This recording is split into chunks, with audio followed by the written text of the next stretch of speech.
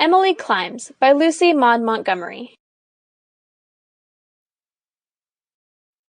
Chapter 1. Writing Herself Out. Emily Birdstar was alone in her room in the old New Moon farmhouse at Blairwater, one stormy night in a February of the olden years before the world turned upside down. She was at that moment as perfectly happy as any human being is ever permitted to be. Aunt Elizabeth, in consideration of the coldness of the night, had allowed her to have a fire in her little fireplace, a rare favor. It was burning brightly, and showering a red-golden light over the small, immaculate room, with its time-old furniture and deep-set, wide-silled windows, to whose frosted blue-white panes the snowflakes clung in little wreaths. It lent depth and mystery and allure to the mirror on the wall, which reflected Emily as she sat coiled on the ottoman before the fire, writing by the light of 2 tall white candles, which were the only approved means of illumination at New Moon, in a brand-new, glossy black Jimmy book which Cousin Jimmy had given her that day.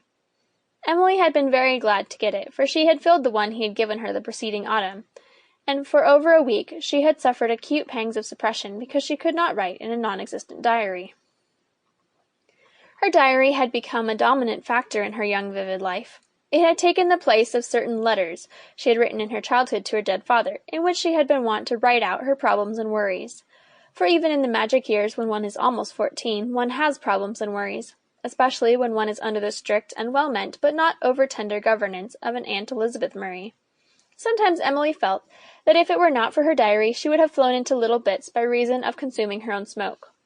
The fat black Jimmy book seemed to her like a personal friend and a safe confidant, for certain matters which burned for expression, and yet were too combustible to be trusted to the ears of any living being. Now, blank books of any sort were not easy to come by at New Moon, and if it had not been for Cousin Jimmy, Emily might never have had one.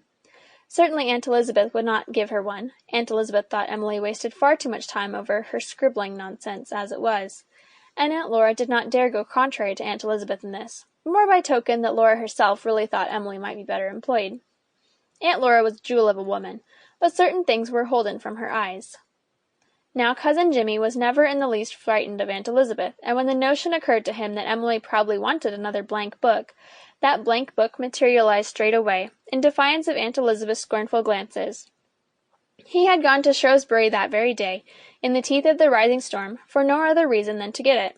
So Emily was happy in her subtle and friendly firelight, while the wind howled and shrieked through the great old trees to the north of New Moon, sent huge spectral wreaths of snow whirling across Cousin Jimmy's famous garden, drifted the sundial completely over, and whistled eerily through the 3 princesses, as Emily always called the 3 tall Lombardies in the corner of the garden.